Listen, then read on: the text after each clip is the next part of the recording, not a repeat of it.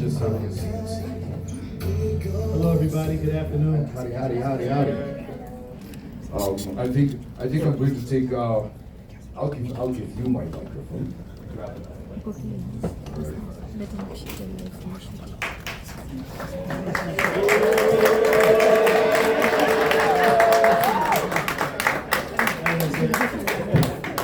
Nice shirt. Welcome, of course, Bien. Yeah, asante sana for coming through. And Sauti Sol, thank you so much for coming through. Boyz II Men, Karibu Kenya. Yes, it's of course a beautiful experience to have you guys in Kenya. I'm going to start off with Boyz II Men, since I know you've been here. I know you don't have much time because you have other things to do. But just to ask, how does it feel to be in Kenya? Feels great. It's been a few years since we've been in the continent. Obviously for obvious reasons. We all had to take a world break and sit down for a little bit, so that kind of slowed our journeys and everything. But it's always nice to be here. As you guys know, we traveled a pretty long distance, but it's always nice to, when we get here, we're welcomed by all of you beautiful people and how you treat us so warmly and make us feel like it's home. So we truly appreciate it. We're happy. We're excited to be here. We hope that you guys are just as excited as we are. We want everybody to just enjoy the entire festival with all the acts here. It's going to be a festive evening, and we just want everybody to just enjoy themselves. And again, it's great to be back. Oh, Karibu sana. Yes, thank you so much for that. And also, Sauti Sol, funny enough, is that you've come to Kenya. Sauti Sol have just come from the US. Yeah, they came from the US. If you can tell us in a nutshell, how was your experience as Sauti Sol performing in the US? Well, I don't know how far you've gone in the program. First of all, thank you so much for having us on this festival. To stand big to Radio Africa with this beautiful opportunity to play with our idols. I don't know if you guys are aware, but when we started off, we were discovered singing Boyz II Men covers. So our careers started off based on your inspiration, and we're so honored to be able to share stage with you guys. It's been a dream for so many years. Thank you. To see you in the flesh. So welcome to Kenya. Thank you. Our shows in America were all sold out. And our shows in America were all sold out. It's a lovely time for Kenyan music because our music has moved from dingy halls to very respectable venues. We played the House of Blues in Dallas. Oh, hey. We played the Ivy Plaza in New York. We played the Benaroya in LA. Oh, in Seattle, sorry. We played the Velasco in LA. And we played in Atlanta, we played. But it was a beautiful reception from the Africans in the diaspora, and it was a good reminder of who we are and the power we hold as a group, and it gave us a lot of reasons to be grateful. So thank you so much for that question. Well, you're very welcome. Guys. Congratulations. Yeah, Thank you. good stuff. Just to ask Boyz II Men, take us through your journey, of course, when it comes to music. Of course, you have come from a long way off. I was just telling everyone here that my favorite song is The Color of Love. Okay, but take us through your musical journey when you started off until now. What is it that keep going over and over? Like you never stop being relevant. Boyz II Men every year is relevant. Well, I mean, it's actually what keeps us going is the people, the music. What Boyz II Men has always represented was, music from the heart, lyrical content, emotions, and just expressions of love. To be able to have the songs that we have, last this long, it's amazing. It's something that you can't really forecast. We just feel like, as long as music exists, Boyz II Men will exist. We weren't a contrived group. We didn't, come up and a manager or a record company said, oh, we want to put this guy in, that guy in, and that guy in. We went to the high school for creative and performing arts, and we sung music. So music actually put us together, So we're connected to it. And I think that that's what it really is. It's just us being who we are, artists, creators, and just the gift of God being able to sing songs that people really feel and touch them with the emotions that come behind it. It's nothing that we can really, say other than, we're blessed. That's true. Very blessed. Stubborn. Yeah. Yeah, we I guess we didn't want to go anywhere because we enjoyed it and we enjoyed it so much. And just to touch on what Juan said, thanks to folks like you who took our songs and our music and applied them to your everyday lives, you kept the songs alive.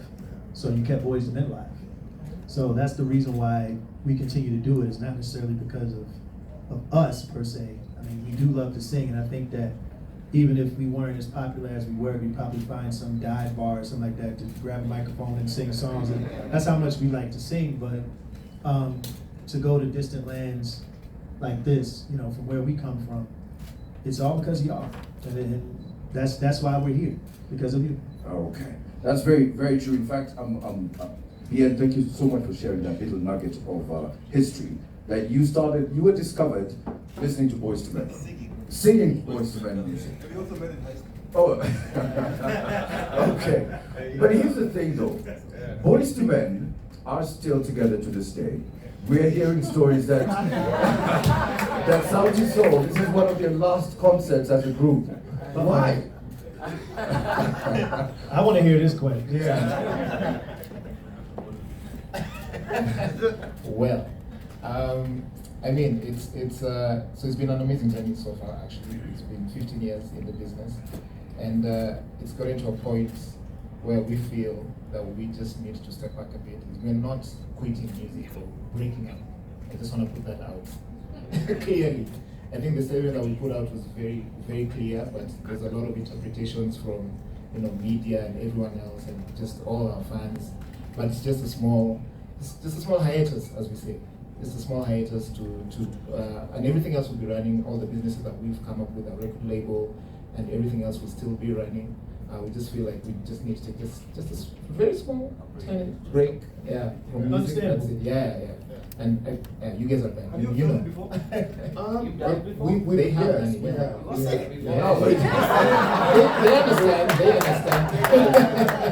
Yeah, we actually did it for 2 years, There you go. You see? Case closed. Case closed. Was it healthy? It was, at the time we did it, it was healthy for us, because again, 15 years and 31 years is a little different. So,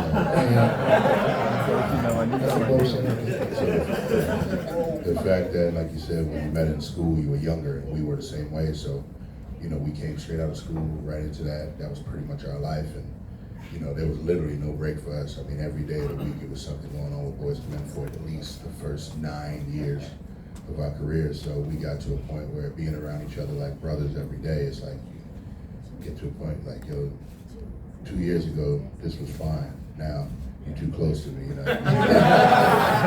then you say, we need the same thing you said, we need a break. And then we kind of did the same thing. So, Okay. It's just I guess music. We were doing it a long time ago, 30-something years ago. Music was still changing. It was evolving and turning into this. And, it was R&B and pop at one point. Then it became R&B and hip hop. And pop. Then it became hip hop and R&B. You know what I mean? And then pop. So I think that the fact that Boyz II Men's music crossed over, it allowed us to, and we cultivated enough of the world. It allowed us to take a step back. But when we did that, music changed. And it changed to a different type of music, hip hop, and that's not our forte, So as that we took that time off, we realized that it changed, and we tried to figure out where we would possibly fit. And in fact, we kind of didn't fit, and we weren't willing to change our brand and who we are, because we wanted to maintain the integrity of Boyz II Men and the music that we represented. When it changed, when we came back, it was like, okay, so what do we do now? you know what I mean? So we just decided to go where the love was. So we went to Japan, we went to Australia, we went to, you know, outside of, you know, and music is now coming back around and it's doing its circular, you know, cipher thing. And, you know, we're just waiting for our chance to, you know, step our toes back in it the way that we want to, you know, that's the main thing. Just being able to, when you do decide to come back on your own terms, you know, with your own mindset. Don't change who you are and who you will always be, you know what I mean? You know who you want to always be, but don't change it because the rest of the world is. That's very good. So absolutely love that. Here's the thing. Just if you can add on to that, one thing Sauti Sol has done really well here in Kenya is bring up this next generation of musicians. Some of the young artists we're listening to today are because of them, and they are absolutely huge. In fact, on my radio show, we're always playing either Sauti Sol or a Soul Generation artist. What about Boyz II Men? Do you have a group that you're mentoring, or what's your input in terms of the new upcoming talent? Well, it's a different landscape in the United States, unfortunately. Just not a lot of groups around. Sad to say, not just the United States, but the world tends to be in what we tend to call a YouTube society, where it's all about the individual, to where it becomes a mental block, where kids don't even want to come together as a group because everybody wants to be their own solo artist. They can turn the camera on themselves, they can be their own star, they can be their own producer. So it's very difficult for groups in America to really even get started because no one really wants to share. That whole mentality is gone out of the window. So I mean, we talk to different artists as we meet throughout, you know, our time. But as far as groups are concerned, it's very, very difficult landscape in the United States. But you know, just to put a little flag out there, my sons, I have 4 sons who are in a singing group. They're signed to Mary J. Blige's label. The name of the group is Juan Moore. They're all named Wanye, Jermaine Morris, second, third, fourth, and fifth. But they are out, and you know, we're going to somewhere down the line begin to, you know, push them in the blueprint of what Boyz II Men represents. Because I mean, they're my sons, you know. Why not? You know what I mean? And they're pretty good. So check them out. Yeah, they're very good. That's really good. And also for Sauti Sol, of course, with Soul Generation continuing, does your split or break, let me call it a break, does your little break going to affect, is going to affect the Soul Generation, of course, artists like Very the Storyteller? We're talking about the likes of, what are we talking, the other one? Yeah, Ben Soul, the other guy, I forget his name. Ben Soul, yeah. Yeah, definitely. As Polycarp has said, man, we set up those businesses as a legacies, you know. So they're still going on. Vivi and Ben Soul actually are older, so we need to sign more people. So actually right now we're looking for new talent. We have scouts all over who are looking for new talent. So we're gonna be announcing more talent soon because that's how we thrive. You thrive by seeing your kids thrive, So Ben Soul and Vivi were just the beginning. Yes. So the business still continues. Okay. Yeah.